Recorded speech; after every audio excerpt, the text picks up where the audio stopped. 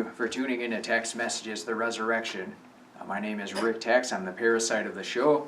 We typically broadcast on the evening time, and we do 10-minute segments.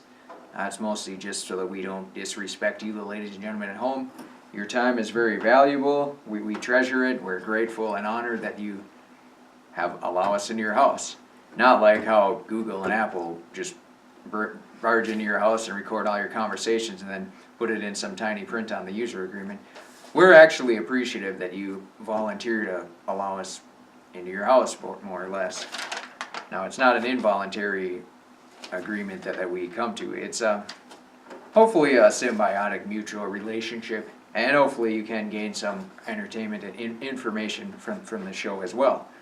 Now, some of the things that I have been promising in the past is we were going to have a commercial in the near future.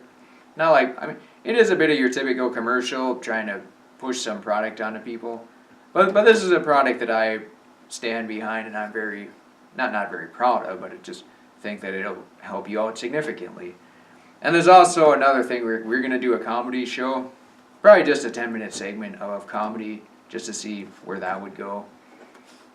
Sounded like it'd be a fun thing to do, just because normally we get pretty serious on this show, just because it's a serious topic. I mean, good health is extremely serious, especially with the cost of healthcare. And if you got bad health, pretty much every day is just miserable and horrible. So that's why it's extremely incumbent to make good choices every step of the way so that you can live a meaningful and fruitful life. Not only is it better for yourself, but it's also better for your community and your country and everybody else that comes into contact with you. So that's usually why we get into that. Yeah, we could get into sports. And the other thing with sports too is, we recently just got the newspaper here. Well, not like the propaganda newspaper, but it's just a local Elk River newspaper. But they have advertisements in there, and they have to advertise for the big game or Super Sunday. They can't actually say Super Bowl Sunday for some licensing agreements, or they'd have to pay money to the NFL. So everything is big game. So next Sunday, it's the big game. Obviously, we probably won't comment a whole lot about the big game. Yeah, it's interesting. It's exciting and stuff too. And in all honesty, what I've noticed is if you're in a career-oriented environment, there are people who are entertained by politics, and people who are entertained by sports, people who are entertained by science, people who are entertained by electrical stuff, people who are entertained by plants and gardens, and people who are entertained by space, the final frontier. All different walks of life. But by and large, most entertainment that can transcend pretty much any boundary, if an accountant talks to an engineer, or if a nurse talks to a janitor, just about anyone can mutually understand sports and politics. So if people aren't into one, they're typically into the other. Now, if we had a choice here, we would probably lean a bit more towards sports. With politics, there's way too much chicanery to get an accurate gauge on what's actually going on in society. So we try not to get too into that. I mean, yeah, you can see some obvious signs, like, the Federal Reserve pretty much runs the money system. Every single politician lives on a $100,000 salary, yet they have 5 houses and $1 million houses on top of that, and $175,000 cars. So it's a bit of a conundrum there, but I mean, that's just the world we live in. It's outlined very clearly in ancient texts, religious texts. So just got to be careful out there and keep your eyes and your ears vigilant. Now, one of the other things we want to talk about today was pharmaceutical drugs. These are over-the-counter drugs.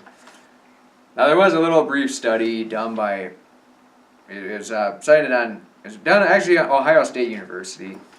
Well, they found out there's a drug called acetaminophen, which is the active ingredient in Tylenol. It's just an over-the-counter pain relief. Advil, ibuprofen, Tylenol, all that junk.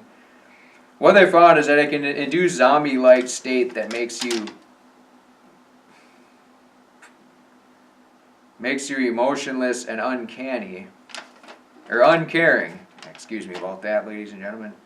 See, not only does it turn off pain, it also turns off empathy and emotions.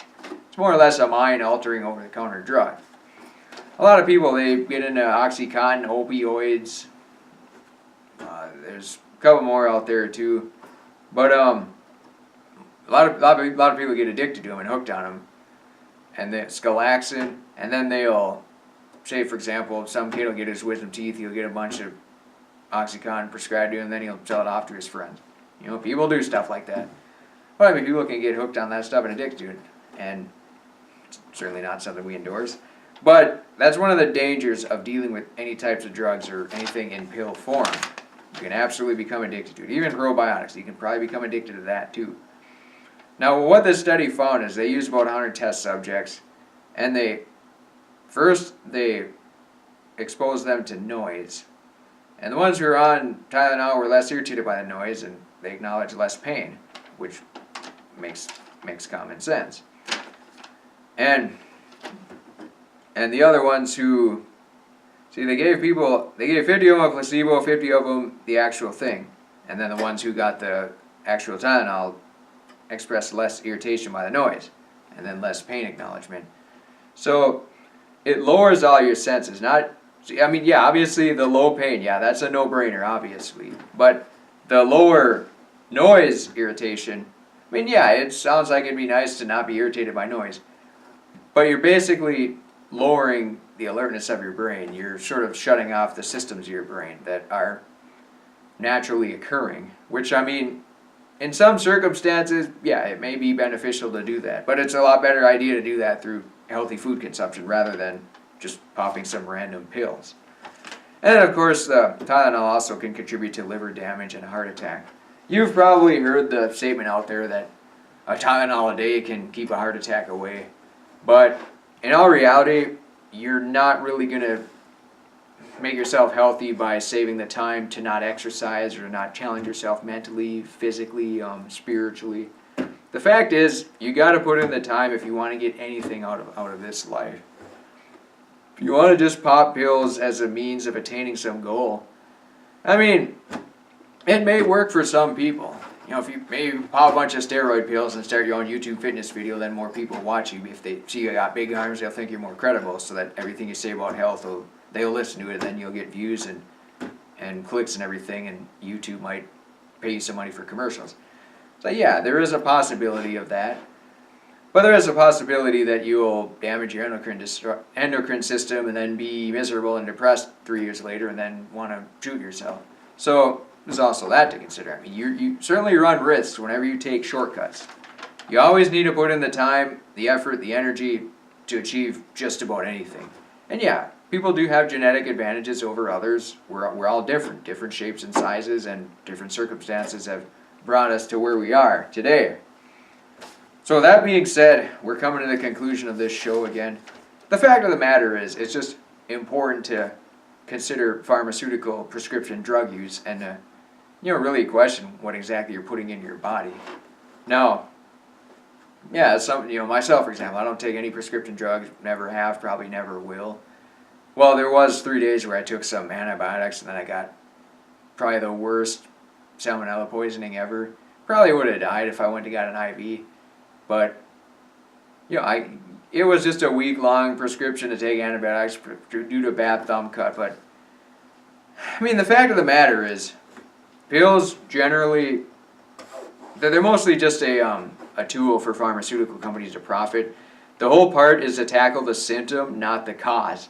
To really truly tackle the cause, you definitely have to, a lot of people do have genetic maladies, which means they are stricken with certain kind of ailments or illnesses for their entire life.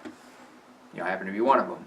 But the fact of the matter is, that doesn't mean you can make that as an excuse and not try to live life to the fullest, or to try to take pills to shirk the effects of that.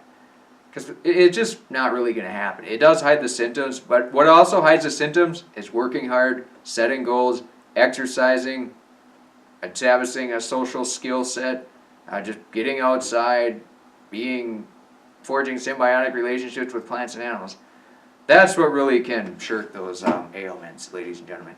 Now, with that being said, you're listening to Tex Messages, The Resurrection. We're glad that you joined us this Friday night, January 25th, 2019. Very cold outside. We're winter soldiers up here in the deep north, though. And thank you very much, and we should, hopefully we'll have that commercial and the comedy show in the very near future. Thank you for tuning in.